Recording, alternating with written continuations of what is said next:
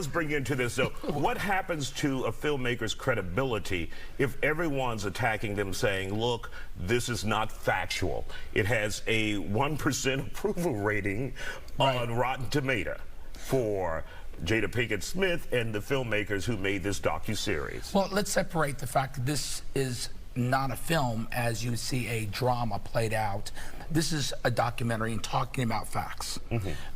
I'm a big advocate as a film director for having creative licensing to put whoever you want in whatever role you want, as long as you entertain the people that took time out to come see the film, watch the film, especially in the theater, and you're presenting somebody that can really pull off a character regardless of skin color or their background or their historical entity as far as where they came from. So, but what if you have individuals in that docuseries or documentary saying, look, I don't care what no one says, Cleopatra was black, that's it? I believe that you have the right to advocate against it as much as you have the right to support it. But we should not hate or have any demise towards the people that oppose us. And that's the most important thing. Because as everybody said, having a good debate about how we should look at this is important and healthy. Now, should we knock down the filmmakers? Should we look at the film and go, okay, it should be rated at Rotten Tomatoes a 1% or 2% because we dislike what they're thinking? I think that's probably disingenuous, as opposed to saying, are we entertained, do we like it, is it informative? And I would like to add to that, that if Rotten Tomatoes is the rubric by which we measure art in America, or even through other, then we already have a substantive problem, don't we? It came out earlier in the news that people were review bombing it. So people were just purposely leaving negative reviews to tank those scores. And yeah, we had a year, my wife and I would go see the lowest rated films on Rotten Tomatoes, and we would enjoy those more than the higher rated ones. That was our fun. Thank you guys for joining us here on The Factor. Still ahead.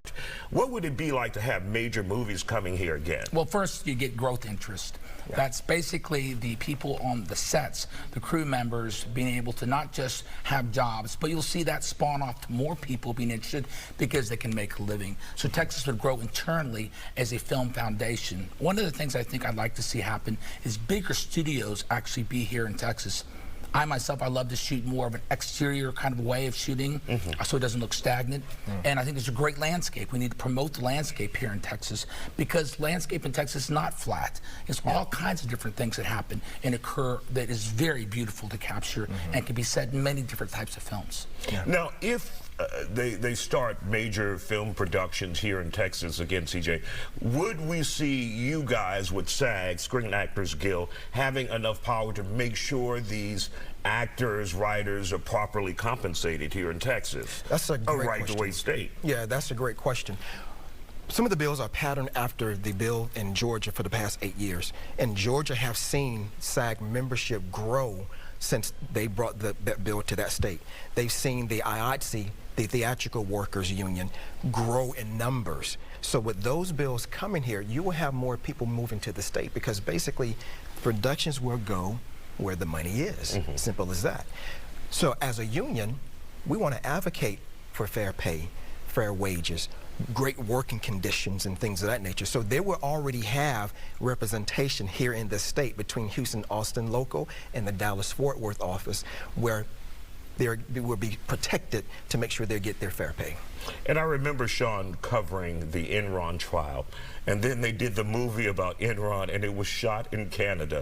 Did not look like Houston at all. No, I know. So, you know, I mean, there's a charm about Texas. There's a look about Texas.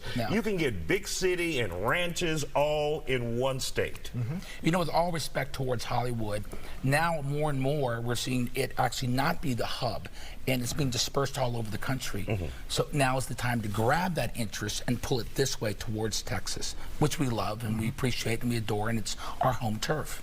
And of course we have Dennis Quaid and Matthew McConaughey all pushing this.